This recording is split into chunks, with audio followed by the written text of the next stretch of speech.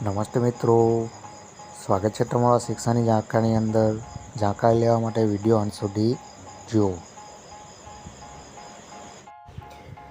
નમસ્તે મિત્રો, સ્વાગત છે તમારા શિક્ષાની જાણકારીની અંદર.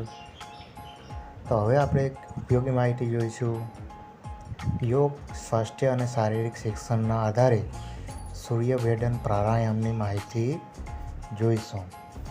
મિત્રો, આ પ્રાણાયામ કરવા માટે 4 સ્ટેપ કરવા પડે. એમાં પહેલું સ્ટેપ છે સિદ્ધાસન, પદ્માસન કે સુખાસનની સ્થિતિમાં બેસી જવાનું. ડાબો હાથ જ્ઞાન મુદ્રામાં ડાબા ઘૂંટણ પર રાખવાનું. જમણા હાથના પ્રથમ 2 અંગૂઠાઓ અંગૂઠાની મૂરીમાં દબાવવાના, જેવી રીતે તમે સ્ક્રીન પર જોઈ શકો. ત્રીજી આંગળી અને છેલ્લી આંગળી સીધી રાખો. પ્રણ મુદ્રા ધારણ કરી અનામિકા વડે ડાબું નસાદ્વાર બંધ કરો. જમણા નસાદ્વાર વડે શક્ય તેટલો વધુ શ્વાસ ભરો અને અંગૂઠા વડે જમણો નસાદ્વાર બંધ કરો.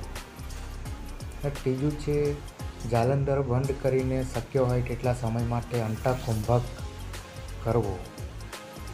અંતમાં જાલંધર બંધ છોડીને જમણા નસાદ્વારને બંધ રાખીને ડાબા નસાદ્વારની પૂરેપૂરો શ્વાસ બહાર કાઢો અને રેચક કરો. આને કહેવાય સૂર્યભેદના પ્રાણાયામ. સૂર્યભેદના શ્વાસ લેવાની ક્રિયા હંમેશા જમણા નસાદ્વારથી જ શરૂ થાય છે. જમણા નસાદ્વારને શાસ્ત્રમાં સૂર્યનાડી અથવા પિંગલ નાડી અથવા પુરુષ નાડી કહેવામાં આવે છે. તો આ પ્રાણાયામ કરવામાં આવર્તન સંખ્યા કેટલી હોવી જોઈએ? તો શરૂઆતમાં 12 આવર્તન કરવા જોઈએ. ક્રમશઃ જેમ વધારો કરતાં 36 આવર્તન કરીએ તો વધુ સારું કરવા જવું જોઈએ. ના ફાયદા કયા કયા? તો સૂર્યભેદન પ્રાણાયામના ફાયદા કયા કયા? તો એના ટોટલ 8 ફાયદા ગણવામાં આવે છે. મિત્રો, યોગ અને સ્વાસ્થ્ય શારીરિક શિક્ષણની અંદર સૂર્યભેદન પ્રાણાયામના પહેલો ફાયદો છે ચહેરાના સ્નાયુઓને શુદ્ધ કરે છે, મસ્તિષ્ક શુદ્ધ થાય છે, સાઇનસ જેવા નસાદ્વારથી રોગ દૂર થાય છે, ક્યારેક માથાના વાળના મૂળમાં પરસેવો થાય છે. તે એક સારી નિશાની છે. આંતરડાના કૃમિઓનો નાશ થાય છે, કચરો બહાર નીકળી જાય છે, કફ તથા વાયુના દોષો દૂર થાય છે, શરીર ઠંડી સહન કરી શકે છે. નીચા બ્લડ પ્રેશરવાળી લો બીપીના દર્દીઓ માટે અતિ ચમત્કારિક પ્રાણાયામ કહેવામાં આવે છે સૂર્યભેદન પ્રાણાયામ. કામ, ક્રોધ જેવા દુર્ગુણો પર નિયંત્રણ કરવામાં આવે છે.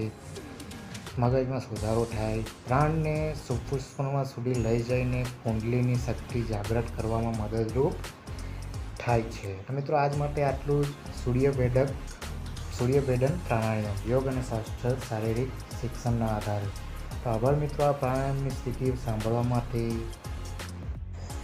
તો આભાર મિત્રો તમારે આ વિડીયો અંત સુધી જોવા બદલ. મિત્રો, આ વિડીયોની માહિતી ગમી હોય નજીકના મિત્રોને જણાવો.